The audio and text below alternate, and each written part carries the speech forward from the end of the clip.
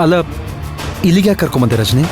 ನಿಮ್ ಹತ್ರ ಸ್ವಲ್ಪ ಮಾತಾಡ್ಬೇಕಿತ್ತು. ಅಲ್ಲ, ಅದನ್ನ ಕೆಳಗೇನೆ ಮಾತಾಡ್ಬೋದಿತ್ತಲ್ಲ. ಅದು ಅಲ್ಲಿ ಮಾತಾಡುವಂತ ವಿಷಯ ಅಲ್ಲ. ಹೌದಾ? ಅಷ್ಟೊಂದು ಇಂಪಾರ್ಟೆಂಟಾ? ಹೌದು. ಸರಿ, ಆಯ್ತು. ಏನು ಹೇಳು? ಇತ್ತೀಚೆಗೆ ನಿಮ್ಮ ಮತ್ತೆ ಶಿವಗಾಮಿಯವ್ರ ಮಧ್ಯೆ ಮನಸ್ತಾಪಗಳು ಜಾಸ್ತಿ ಆಗ್ತಿದೆ. ಕೆಲವೊಂದ್ಸಲ ಇದಕ್ಕೆ ಕಾರಣ ನಾನೇ ಆಗಿದ್ದೀನಿ. ಅದಕ್ಕೆ ನನಗ್ ಬೇಜಾರಾಗಿದೆ. ನಮ್ಮ ಉದ್ದೇಶ ಸರಿ ಇದ್ರೂ ಅದು ಹೊರಗಡೆ ನೋಡೋರ್ಗೆ ಸರಿ ಕಾಣಿಸ್ತಿಲ್ಲ ಅಂತ ಅನಿಸ್ತಿದೆ. ಏನು ಮಾಡಕ್ಕಾಗಲ್ಲ. ಬೇರೆಯವ್ರು ಹೇಳ್ತಾರೆ ಅಂತ ನಾವು ನಮ್ಮ ಬದುಕನ್ನು ಬಿಟ್ಕೊಡೋಕ್ಕಾಗಲ್ಲ ಅಲ್ವಾ? ಅವ್ರವ್ರ ಭಾವನೆಗಳಿಗೆ ಅವ್ರವ್ರ ಆಲೋಚನೆಗಳಿರುತ್ತೆ ಅಷ್ಟೇ. ಅಶೋಕ್, ನಿಮ್ಗೆ ದೈವದ ಮೇಲೆ ನಂಬಿಕೆ ಇದೆಯಾ?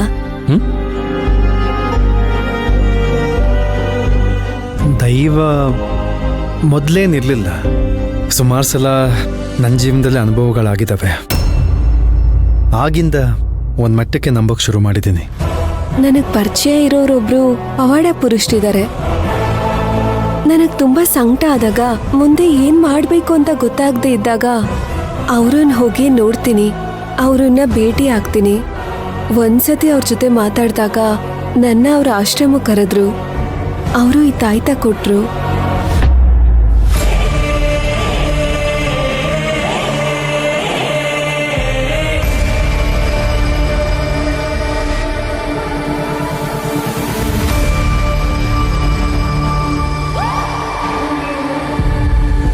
ಇದನ್ನ ನಿಮಗ್ ಕಟ್ಟಕ್ ಹೇಳಿದ್ರು. ಇದ್ರಿಂದ ನಿಮ್ಗೆ ಒಳ್ಳೇದಾಗತ್ತಂತೆ. ಇದನ್ ಕಟ್ಕೊಂಡವ್ರ ಸುತ್ತ ಇರೋರ್ ಮನ್ಸು ಪರಿವರ್ತನೆ ಆಗತ್ತಂತೆ. ಬಿಸ್ಲಿಗೆ ಮಂಚ್ ಕರಗ್ದ ಹಾಗೆ ಸಮಸ್ಯೆಗಳು ಅದಾಗಿದ್ದದೆ ಮಾಯ ಆಗತ್ತಂತೆ. ನೀವು ಪರ್ಮಿಷನ್ ಕೊಟ್ರೆ ಇದನ್ನ ನಿಮ್ ಕೈ ಕಟ್ತೀನಿ.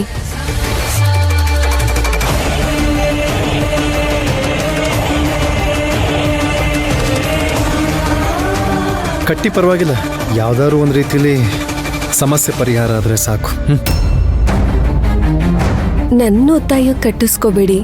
ನಿಮಗ್ ನಂಬಿಕೆ ಇದ್ರೆ ಮಾತ್ರ ಕಟ್ಟಿಸ್ಕೊಳ್ಳಿ. ಇದೊಂದು ದಾರ ತಾನೆ, ಕಟ್ಟು. ಅದನ್ನ ಬಿಟ್ಟು ಬೆಂಕಿ ಮೇಲೆ ನಡಿಬೇಕು ಅಥವಾ 3000 ಮೆಟ್ಲು ಮಂಡಿಗಾಲಲ್ಲಿ ಹತ್ತಬೇಕು ಅಂತ ಹೇಳ್ತಾರಲ್ಲ, ಆ ಥರ ಏನಾದ್ರು ಇದ್ದಿದ್ರೆ ಸ್ವಲ್ಪ ಯೋಚನೆ ಮಾಡಬೇಕಾಗ್ತಿತ್ತು. ಕಟ್ಟು, ಪರವಾಗಿಲ್ಲ. ಇದರಿಂದ ಒಳ್ಳೇದಾಗತ್ತೆ ಅಂತಂದ್ರೆ ಆಗ್ಲಿ. ಇದನ್ನ ಯಾರಿಗೂ ಕಾಣಿಸ್ದೇ ಇರೋ ಹಾಗೆ ಕಟ್ಬೇಕು. ಅಂದ್ರೆ ನಿಮ್ ಶೋಲ್ಡರ್ ಹತ್ರ ಕಟ್ಕೋಬೇಕು. ಹೌದಾ? ಸರಿ, ಕೊಡು, ನಾನು ಕಟ್ಕೋತೀನಿ. ನೀವು ಕಟ್ಕೊಂತೀನಿ ಅಂತ ಇಸ್ಕೊಂಡು ಕಟ್ಕೊಳ್ದೇ ಇದ್ರೆ? ನಾನು ಕಟ್ಕೋತೀನಿ ಅಂತ ಹೇಳಿದ್ನಲ್ಲ, ಕೊಡು. ಹಾಗಾದ್ರೆ ಪ್ರಾಮಿಸ್ ಮಾಡಿ.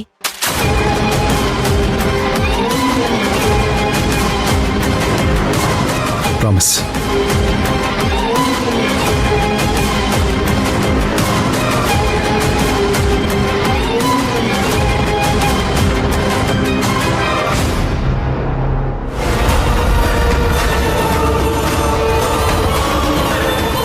ಇದು ಯಾರ ಕಣ್ಗೂ ಕಾಣಿಸ್ಕೋಬಾರ್ದು.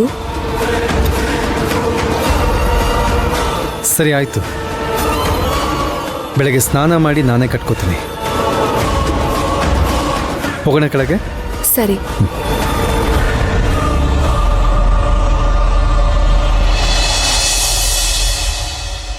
ಡಾರ್ಲಿಂಗ್, ಡಾರ್ಲಿಂಗ್,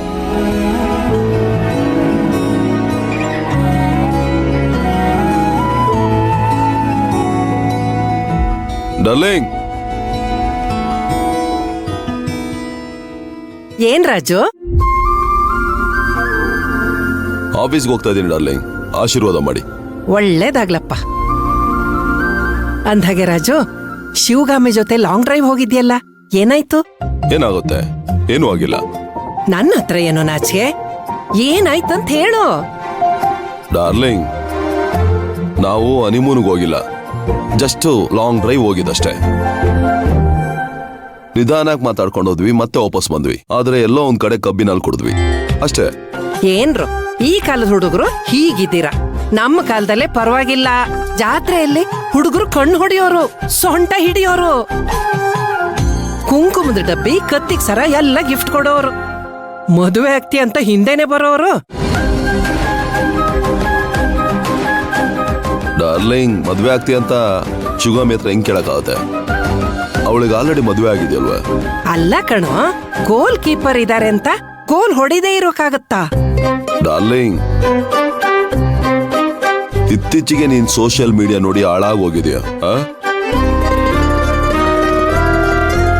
ಒಬ್ಬಳು ಅಜ್ಜಿಯಾಗಿ ಮೊಮ್ಮಗನಿಗೆ ಕೊಡೋ ಐಡಿಯಾನ ಇದು? ಮದುವೆ ಆಗಿರೋ ಹೆಂಗ್ಸನ ಮದುವೆ ಆಗು ಅಂತ ಹೇಳ್ತಿದ್ಯಾ? ನಾನು ಎಲ್ಲಾನು ತಿಳ್ಕೊಂಡೇ ಹೇಳ್ತಾ ಇರೋದು. ನೀನೇ ಹೇಳು, ಅವ್ರ ಗಂಡ ಹೆಂಡತಿ ಅನ್ಯೋನ್ಯವಾಗಿದಾರ? ಅರೆ ಡಾರ್ಲಿಂಗ್, ಯಾವ ಗಂಡ ಹೆಂಡ್ತಿರ ಮಧ್ಯೆ ಜಗಳ ಇರೋದಿಲ್ಲ ಹೇಳು. ನಮ್ಮಿಂದ ಆದ್ರೆ ಅದನ್ನ ಸರಿ ಮಾಡಬೇಕು. ಅದನ್ನ ಬಿಟ್ಟು ಅದನ್ನೇ ಬಳಸ್ಕೊಂಡು ಗಂಡ ಹೆಂಡ್ತಿರ ಮಧ್ಯೆ ಹೋಗ್ಬಾರ್ದು. ಅಶೋಕ್ ಸರಿ ಇಲ್ವಂತಲ್ಲ. ಸ್ಕೂಲ್ ಹುಡ್ಗಿನ ಅತ್ಯಾಚಾರ ಮಾಡೋಕ್ ಹೋಗಿ ಆ ಹುಡ್ಗಿನೇ ಸಾಯಿಸಿ ಜೈಲ್ಗೆ ಹೋಗಿದ್ನಂತೆ. ಇದು ನಿಜನಾ ಇಲ್ವಾ ಹೇಳು?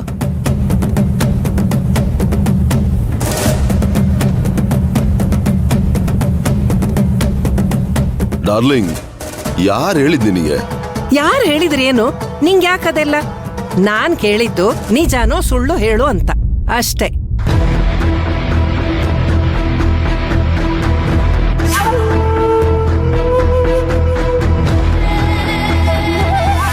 ನಿಜ. ಅಂಥ ರಾಕ್ಷಸನ್ ಜೊತೆ ಈ ಹೆಣ್ಮಗು ಅದ್ ಹೇಗೋ ನೆಮ್ಮದಿಯಾಗಿರ್ತಾಳೆ. ನೀನ್ ಅವಳನ್ ಮದ್ವೆ ಆದ್ರೆ ಅದು ಮೋಸ ಆಗಲ್ಲ. ಆ ಹುಡುಗಿಗೆ ನೀನ್ ಕೊಡ್ತಾ ಇರೋ ಬಿಡುಗಡೆ. ಅಯ್ಯೋ ಡಾರ್ಲಿಂಗ್, ಕ್ರಿಮಿನಲ್ ತರನೇ ಇರ್ತಾರ, ಬದ್ಲಾಗಲ್ವಾ? ಹಾಗೆ ಅಶೋಕ್ ಅವರು ಕೂಡ ಬದ್ಲಾಗಿದ್ದಾರೆ. ಹುಟ್ಟು ಗುಣ ಸುಟ್ರು ಹೋಗಲ್ಲ. ನಿಂಗೆ ಕಾಲೇಜ್ ಟೈಮಿಂದನೂ ಅವಳಂದ್ರೆ ಇಷ್ಟ ತಾನೇ? ಅದೆಲ್ಲ ಹಳೆ ಕತೆ ಡಾರ್ಲಿಂಗ್. ಅವಳು ಅದನ್ನೆಲ್ಲ ದಾಟಿ ಜೀವನದಲ್ಲಿ ಮುಂದೆ ಹೋಗಿದ್ದಾಳೆ. ಮತ್ತೆ ಅದನ್ನ ಕೆದಕಕ್ಕಾಗಲ್ಲ.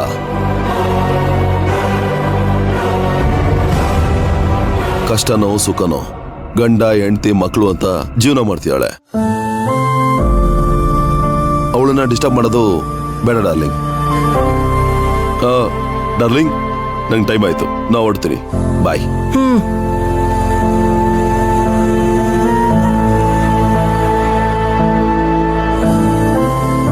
ಮದ್ವೆ ಆಗದೆ ಇರೋ ಹುಡುಗಿನ ತೋರಿಸಿದ್ರೆ ಇಷ್ಟ ಇಲ್ಲ ಅಂತ ಹೇಳ್ತಾನೆ. ಮದ್ವೆ ಆಗಿರೋ ಹುಡುಗಿನೇ ಮದ್ವೆ ಆಗು ಅಂದ್ರೆ ಬೇಡ ಅಂತಾನೆ.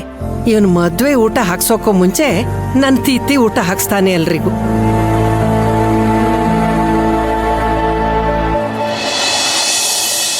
ಶಿವಮಿ, ಒಂದು ಬಿಸ್ನೆಸ್ ಪ್ರಪೋಸ್ ಬಂದಿದೆ.